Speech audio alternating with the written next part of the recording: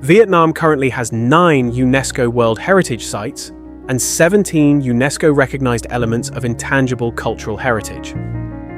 To preserve and promote this rich cultural legacy, the country is accelerating digital transformation across the cultural sector. Under a recently approved national project, Vietnam aims to establish shared digital platforms across all cultural fields and standardize its digitized heritage under the National Data Framework by 2030. In a recent interview with the Vietnam news agency, UNESCO Representative to Vietnam, Jonathan Baker highlighted the role of technology in preserving and promoting Vietnam's cultural heritage, while making cultural knowledge more accessible to the public, particularly younger generations. Yes, so I think, of course, heritage and the preservation of heritage is a priority both for UNESCO and also for Vietnam.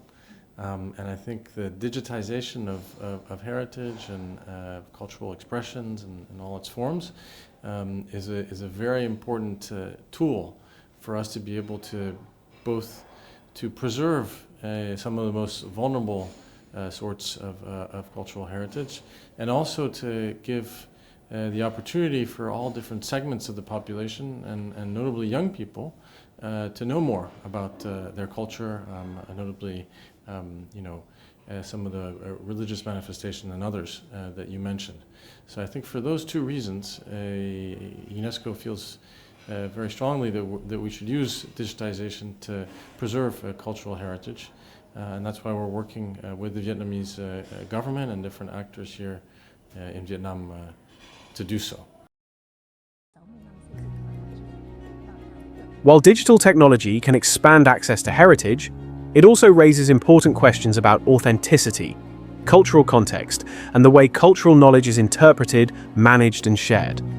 UNESCO has stressed that digital transformation should remain people-centered, with communities involved in the documentation, preservation, and use of their cultural data.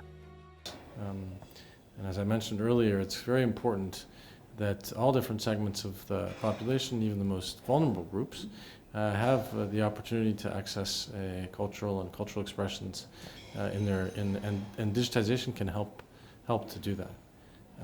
Digitization has many advantages, of course, but you need to be thinking about the impact that it can have on culture as well, and think about different aspects that need to be safeguarded: the authenticity of the cultural expressions, the fact that it's important also for people to see these cultural expressions and culture in the right context, so that they're not taken out of context, so that people understand where these are coming from and can really grasp the importance of these cultural expressions.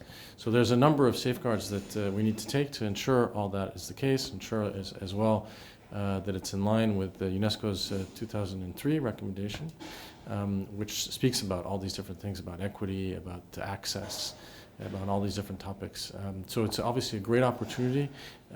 The technology is something that can be very useful, but we need to think about the different impacts it may have, and also continue to think about equal access, equal opportunity, and ensuring that all of Vietnam can profit from this incredible cultural richness that you have here.